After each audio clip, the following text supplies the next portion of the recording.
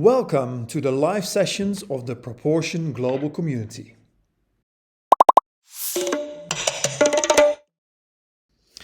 Proportion Global is the most decentralized human-centered design agency in the world. Wherever you have a design challenge, whether it's in South Africa, in Kenya, Nigeria, across Africa, or Latin America or South Asia, we have human-centered design professionals on the ground. And in order to get you the best human-centered design services out there, we have a community. And as a community, we help each other to get us from good to great. How do we do that? Through bi-weekly live sessions where we share experiences and knowledge. In today's live session, we will talk about design sprints. And I have invited Keneilwe from Cape Town to share her experiences. She has done tons and tons of design sprints, in person as well as remote. And she can tell it's not always easy to run a sprint. She will share about the challenges and harvest ideas and suggestions from the community on how to be as effective as possible in solving complex challenges.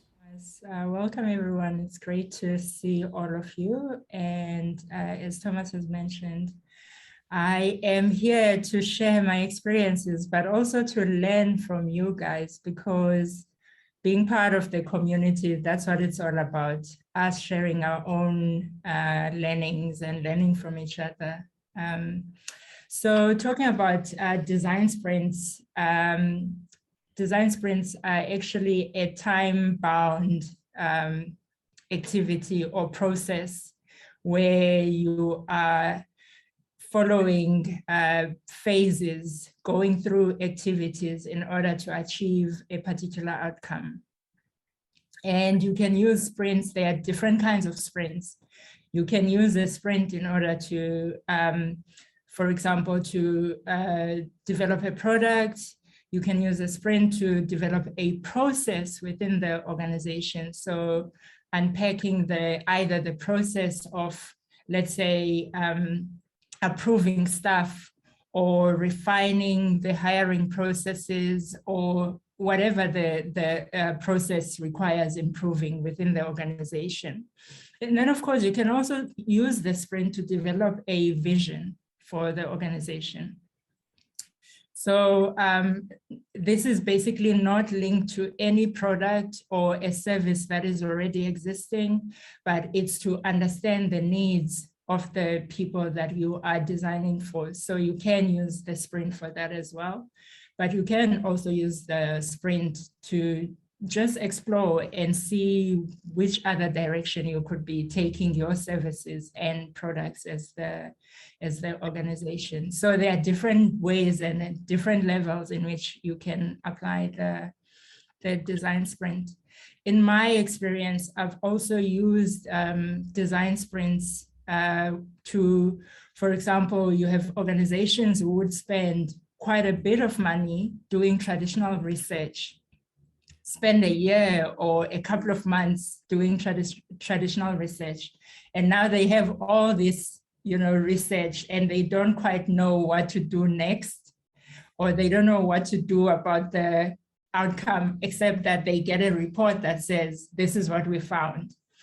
And so they would ask that we run a sprint to help them make sense of the insights from the research. And I found that sprints are particularly useful for that, even though at times people make the mistake of thinking that a sprint is going to get them to a final outcome. A sprint doesn't get you to a final solution, but it gets you to a certain point. And obviously, then you have to build on that point. And again, with the pandemic, it's been interesting to move from running a sprint in person to running a sprint remotely. Running a sprint in person, you know that you have your 5 days in which to do the 5 phases. And you are in control, basically. You have the process that you're following, you have the space, you have your teams that you're working with. within the remote environment, you can't keep people for an entire day in front of their screens. So there's been a lot of adapting the approach, adapting the sprint methodology to make sure that we are still able to do what we do, but doing it in a remote context. So I've ran sprints where, you know, a team is required to be online for at least 4 hours. And then the rest of the time they do work asynchronously. Because obviously there's still a lot of work to be done, but because you can't keep people for such a long time online, finding ways to make it work. And of course that becomes more time consuming because you have to really think hard and plan and think about what will work in an online environment. So things that work in a physical environment don't necessarily work in an online environment. For example, if you have in a physical environment, the team is in the same space, they can have a conversation at the same time. In an online environment, especially on the continent where I work, we don't have stable connectivity. So you have situations where team members are constantly dropping off. And so you can't rely on only one platform. That means that if you're running a sprint, you have to always consider multiple platforms. So if you're using Zoom as the video conferencing platform, then you have to support that with either WhatsApp as a way for the team to keep the conversation going, or find another platform that enables you or enables the team to keep to continue engaging. And so that would be basically my suggestion for anyone who's planning to run a sprint in Africa. Know that we don't have good internet.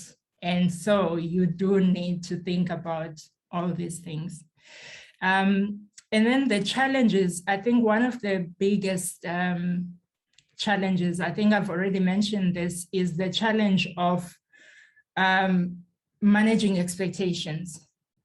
Managing the expectations of the funders, because often they come in thinking that they will get a final solution. And we know that it's not possible in a week to get to a final solution. You can get to a certain point. Of course, you're capitalizing on the diversity that you have in the team, but that gets you to, you know, a particular point which needs to be refined, needs multiple iterations in order for it to get to a sort of concrete solution. And then the second thing is, with a sprint, unlike your traditional, you know, human-centered design workshop where you have a team that is made up, everybody's just there as a team and they're there to work together. With a sprint, you have the different roles. You have your decider, you have the challenger, you have the, you know, you can define the roles. You can define which roles you need for, depending on the project that you're running. And if people have a particular role to play, when it comes to decision-making, the role that I find particularly challenging is the one of a decider, especially if the decider is also a funder of the project. Because if they are funding the project, they are coming in with a certain, not only expectation, but an idea as well of what the outcome could be. And it doesn't matter if there is research that says, you know, people are against this, they always have that, you know, authority. And in most cases, I find that it doesn't matter how much time you spend trying to show them that, you know, based on the people that we've spoken to, these are the insights. They still have that, sort of I don't know what to call it. I don't know what would be the right term to call it, but they have a strong view on what a solution should look like. Even if you try and explain, even bringing in the local perspective, because in some cases, the funder is not necessarily from the same context as where the solution is going to be implemented. Even if the team that is from the context explains what the reality is, I find that sometimes funders just don't seem to be willing to move away from what their view of, a solution should be. And so I think I am interested. I've seen that there's been some comments in the platform because I've posed this question on the platform, and that's something that really bothers me, because I think it sort of takes away from what we are trying to do, where we are trying to ensure that the solutions that we're developing are context relevant and that they make an impact in the people that are affected by the problem. But if we are going to go with solutions just because funders want or have a different perspective, then I think that goes against what we are all about, all of us in this group or in this call. Yeah, so that's me. That's what I have to say about my own experiences. I don't want to take up a lot of time because obviously, like I said, I want to hear from other people as well, want to hear other experiences. So I am curious to hear from the community, how do you deal with this kind of situation where